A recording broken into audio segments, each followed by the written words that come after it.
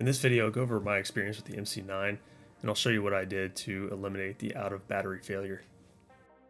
On the initial break-in, I fired about 400 rounds and saw the failure happen 3 times, and this was the only type of failure that occurred. Before I made any of the modifications I'm about to show you, I did reach out to Century Arms via email. They sent me a new recoil spring. I installed the new recoil spring, but by itself, it didn't fix the issue, and I'll show you why. I tested the gun to see if I could recreate a failure to return to battery by using some snap caps. I filled up a magazine with snap caps, loaded one into the chamber, and then pressed back on the slide. Before I made my fixes, the gun would usually stay in a position right about there and fail to return to battery. While it was in this out of battery state, there's a couple things I could do to push it back into battery. One was by pressing on the extractor on the back where the spring's located, would usually cause the slide to push back into battery.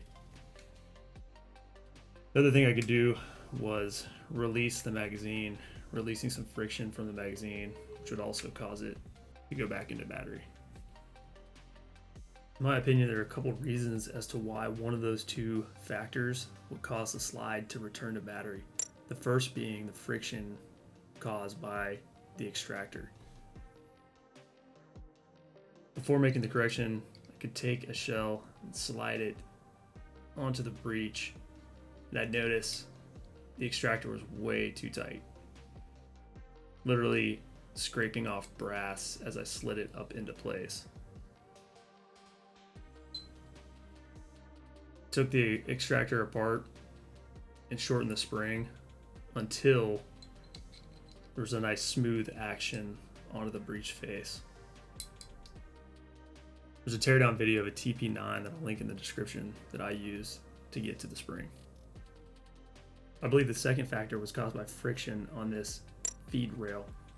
Before I had made a mirror polish here, there was a ton of brass dust, and if I ran my finger along this edge, I could feel metal burrs from where the metal was sharp. It was actually leaving marks on the casing. So I went ahead and filed some of that down, used some fine grit sandpaper, and mirror polished that rail to reduce the friction. I believe the last major point of friction came from the polymer height compared to this rail guide height. Before I had shaved this polymer down, it was sticking out above the height of this rail on the front and the back. I ran my finger across before making those corrections. I could feel burrs or shavings from where the rail had contacted the polymer. As you can see now, it's flush both front and back. For good measure, I went ahead and polished the breech face to a mirror finish, as well as the feed ramp. Hopefully Canik corrects these friction points in future batches. I'm confident these adjustments eliminated the failure in my particular case.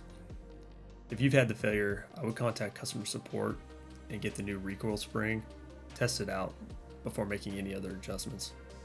I'll post a follow-up video if I happen to see the failure again. Thanks for watching.